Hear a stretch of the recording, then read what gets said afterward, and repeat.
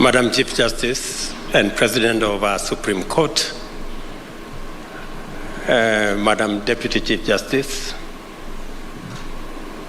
Chief Justice Emeritus, the Honorable Willie Mutunga and the Honorable David Maraga, Chief Justices from various parts of our continent, judges of the Supreme Court,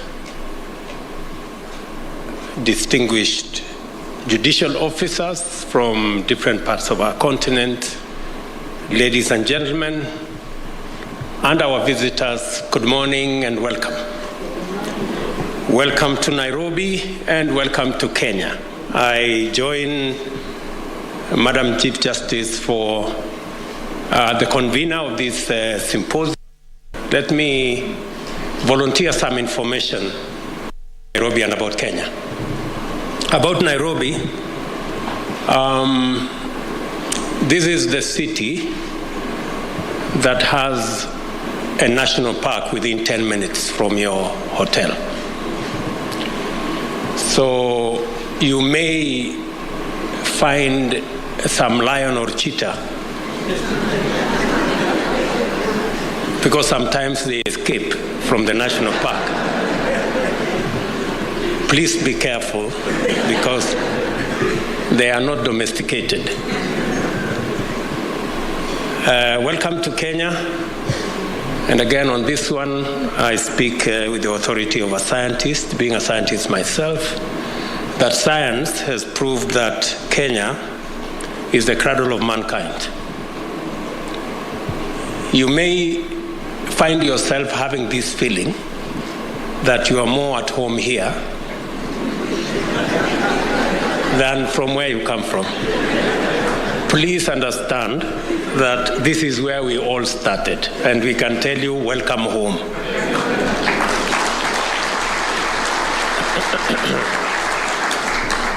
And it is inspiring to be here to witness Africa's judicial leadership as you mobilize your judicial authority, intellectual power, and moral commitment to intervene in our generation's defining struggle.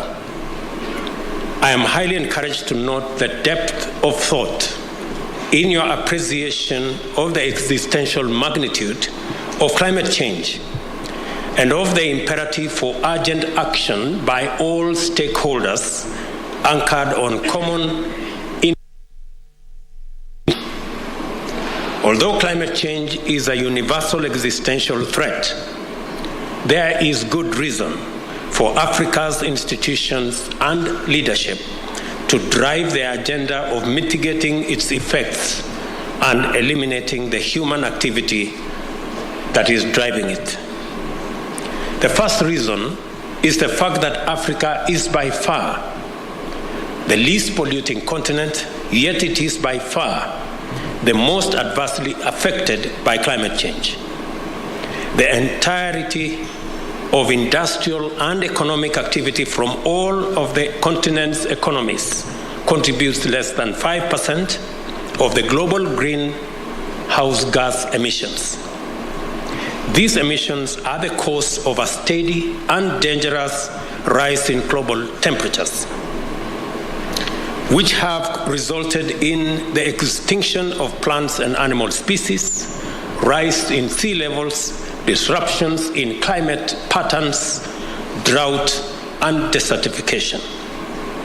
The brunt of these adverse effects and impacts has been borne by vulnerable African populations residing in less developed parts of the world. Droughts are more frequent and more severe. Our region has undergone a 5-season-long drought, which has decimated domestic and wild animal populations, wiped out food crops, disrupting and threatening the lives of millions of people. Water stress caused by climate change has been devastating, both directly and as a driver of conflict over water and pastures. Poverty has been exacerbated by loss of livestock, which forms the mainstay of pastoralist economic livelihoods, and massive crop failure, which weakened the foundations of farming economies. In addition to drought, African populations are experiencing floods, heat waves, and outbreak of climate change-related diseases. African livelihood, security, and development is in danger and will remain at stake unless we collectively wage aggressive combat to reverse the situation through policies and other institutional action to implement mitigation, enhance adaptation, and build resilience. The looming climate disaster is particularly tragic for Africa, which is entering a new, promising era of peace and prosperity as the continent of the future. Many vital indicators affirm that indeed Africa is rising, powered by its youthful population, energy, resources, and hope. It is important for Africa to undertake concerted action to win the war on climate change because it is disproportionately affected. The institutional configurations and economic resets emanating from this structural change will install Africa not only as a continent of the future, but as the world's green economic superpower. Africa is abundantly endowed with all the resources required to power green industrialization. Our clean and green power potential is incomparable. Just to give you indications, 92% of our grid in Kenya is clean and green. It is the case in many other African countries, and the potential to make it the case in many African nations is real and is possible. Our clean and green power potential, as I said, is immense. Hydro, geothermal, wind, and solar power potential is super abundant. The mineral resources needed for green energy technology also exists plentifully in our continent. We are the world's youngest continent, with a mean age of 25 and growing younger every year. Our people constitute a 3 billion strong market and a pool of skilled, motivated, and capable workforce. Future global sustainability will depend on a robust engagement with Africa in many fundamental ways. The world knows this, and African institutions and stakeholders must be ready for this engagement. And that is why this symposium is very important. I am very proud of the firm commitment demonstrated by the African Union in this matter. At COP27, which was held last November in Sharm el-Sheikh in Egypt, Africa's voice was clear. The development path taken by the world's economic and industrial powers is unsustainable and prejudicial to Africa and the global South. Climate change has brought home that fact in sobering detail. Africa is emphatic that although prosperity is an urgent goal to liberate our people from the indignity of poverty and inequality, the path of pollution is not an option. The African Union prefers a more ecologically responsible industrialization, one that promotes multi-sectoral climate resilience in agriculture and food systems, water resources, energy, transport and infrastructure, among others.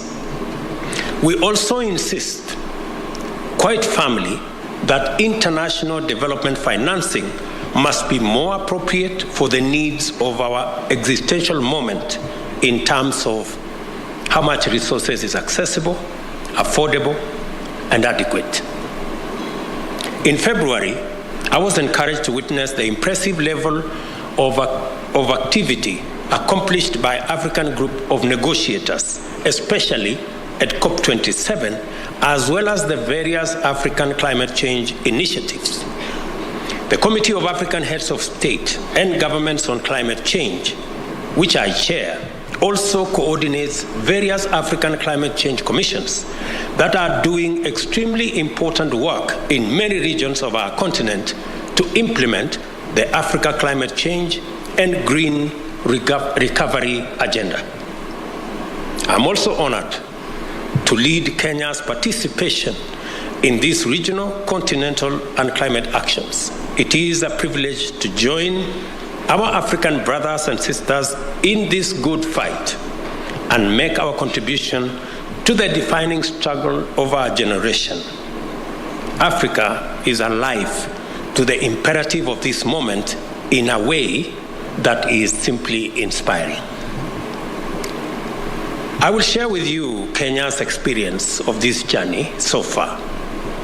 From the very inception, our aspirations for economic development and shared prosperity has been inextricably tied to a firm commitment to environmental sustainability. In my earlier statement, I did paint the picture of where we are as a continent.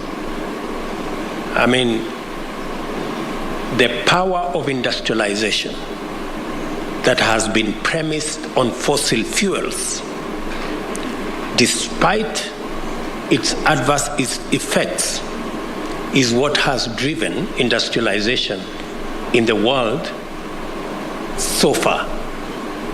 The world today is at a crossroads. The crossroads being, do we continue the fossil fuel powered industrialization, which is destroying our globe with disastrous effects, or do we go green?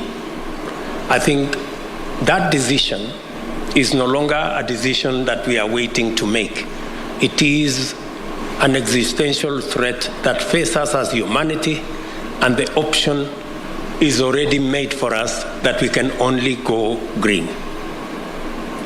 Why Africa is in a pivotal position as we go green is because, number one, Africa has the highest reserves and potential for green energy, whether it is geothermal, wind, solar, hydro.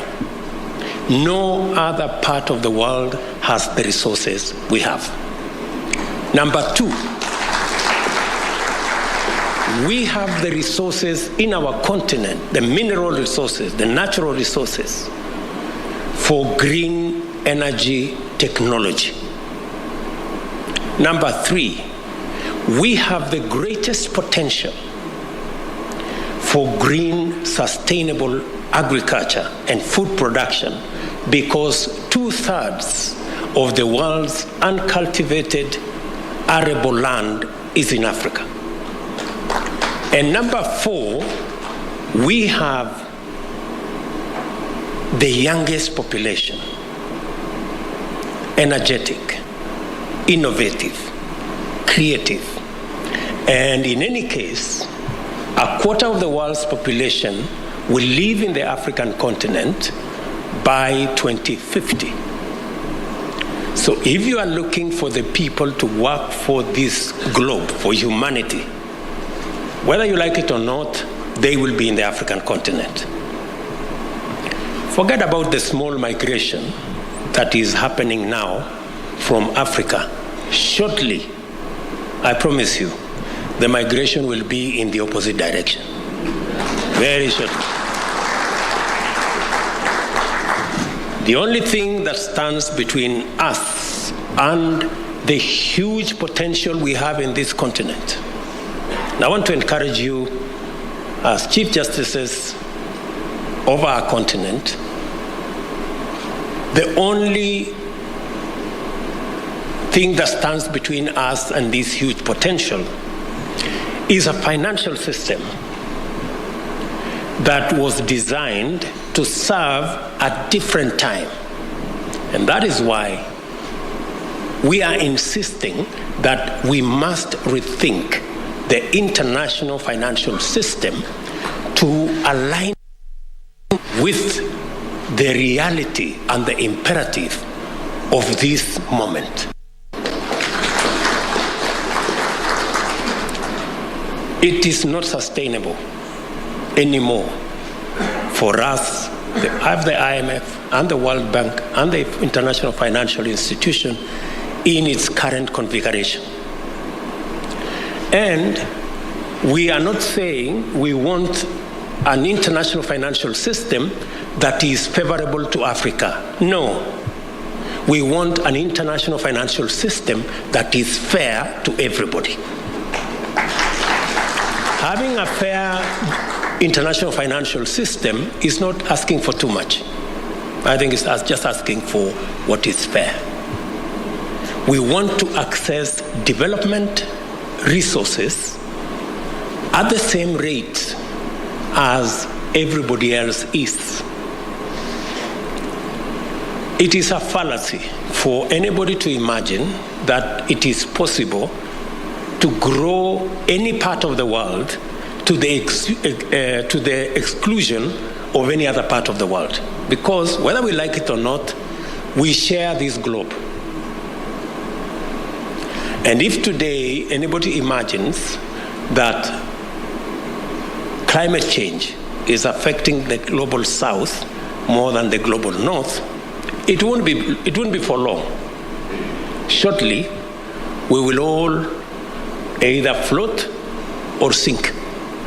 So the sooner we have a fair international financial system that makes it possible for us as humanity to exploit all the resources available to us in a sustainable manner, the better for all of us as humanity. The sooner we get ourselves there, the better. As a continent, we want to have a conversation that is balanced. Even as we demand for a fair international financial system, Africa will be coming to the table with our assets. We will not be coming to the table in any other manner. We will come to the table with our assets. We have tremendous renewable energy resources that can power green industrialization, green sustainable agriculture.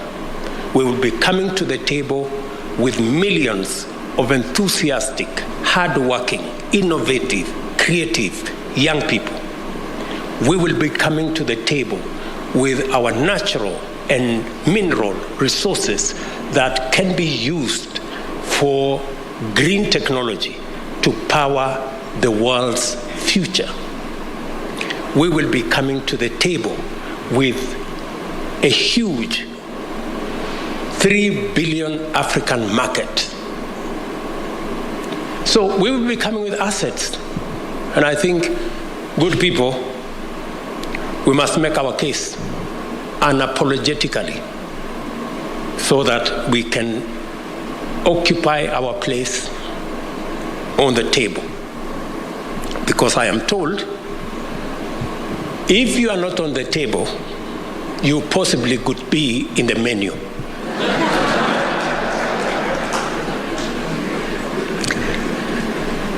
The commitment by the people of Kenya goes further and deeper.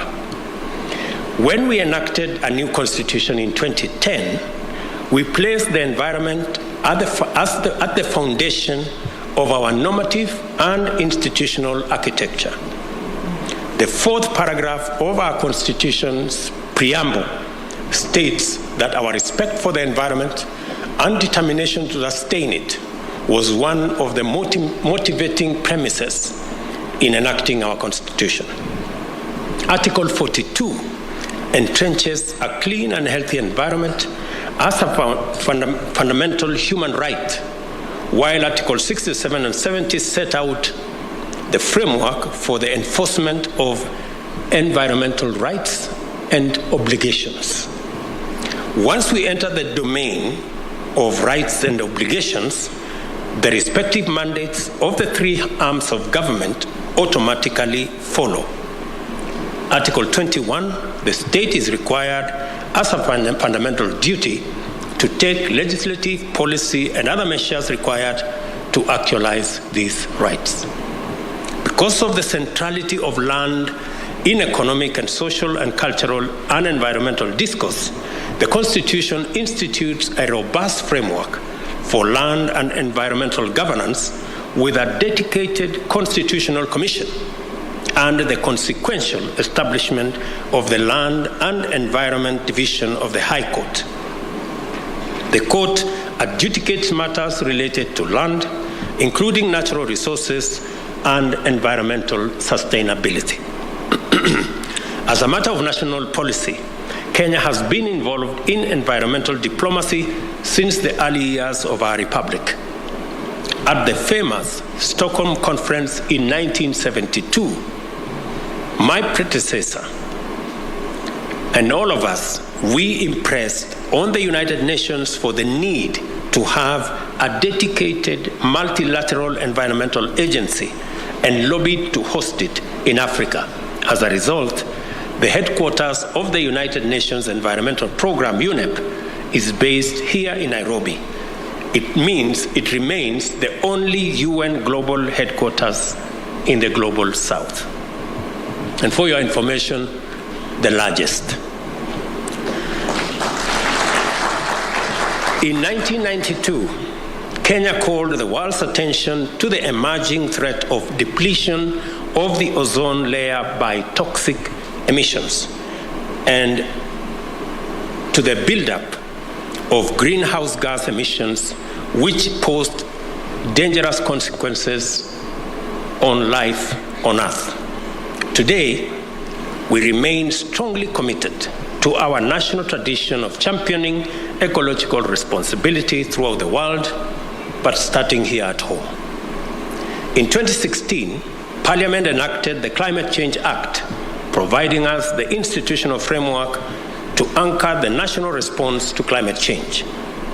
It also legislated the Environmental Management and Coordination Act, which sets out the principles, standards, and procedures for the sustainable use, conservation, and management of the environment and all our natural resources.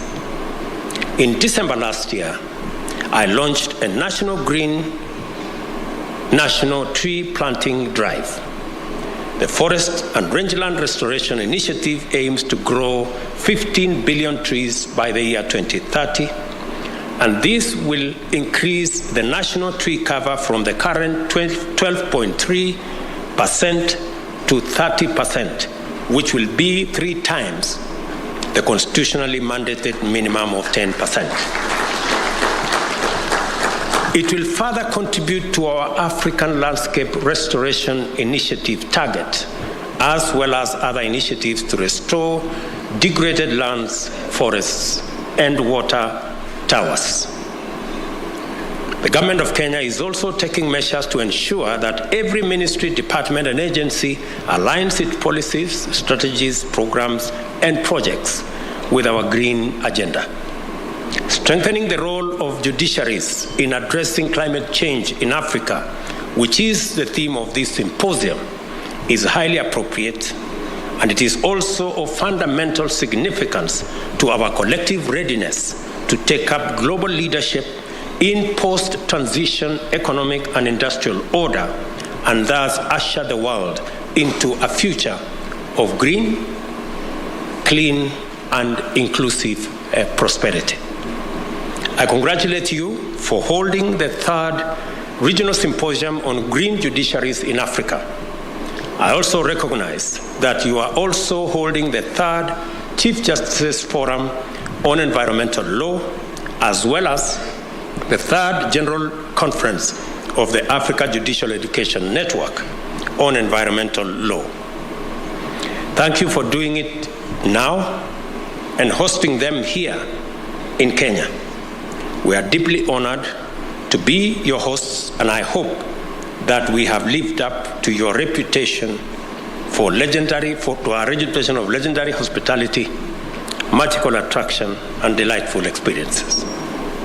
Critically, this event demonstrates beyond any doubt that our judiciaries have come of age. We cannot take this development for granted because our judiciaries will determine whether Africa's institutions exist and are ready to handle the immense mandate that a green future entails for all of us and for the world. Claims, disputes, standards, rights, and responsibilities related to the use of land and natural resources, the institutional framework for financing climate change, carbon trading and exchanges, and transition management frameworks are only some of the areas in which our judiciaries are going to be involved. They must, therefore, pronounce themselves in a manner consistent with the values and aspirations of a continent on the rise. Greening our judiciaries will be inevitably multi-sectoral and interdisciplinary. Beyond local and international human rights, constitutional environment, trade, and economic law, our judiciaries must be exposed to diverse fields such as ecology, economics, agriculture, food systems, trade and finance, carbon markets, energy, and infrastructure, just to mention a few. To fully play your part in arbitrating and auditing Africa's aspirations to lead a new industrial revolution, our judiciaries will have to collaborate across the length and breadth of our continent, engage with diverse knowledge domains, and interact with numerous sectors. They should also formulate a unified understanding of sustainability as the guarantor of prosperity, peace and security, ecological integrity, and human well-being. Your decisions will matter a great deal. They will shape climate governance and enhance environmental justice by promoting accountability for environmental harm and facilitating collective action by all stakeholders. A few days ago, the UN General Assembly passed a resolution that the International Court of Justice renders an opinion obligating the world's biggest emitters to take responsibility for their actions. I equally challenge our judiciary to be creative and imaginative and develop jurisprudence that will enhance climate action based on the polluter pays principle.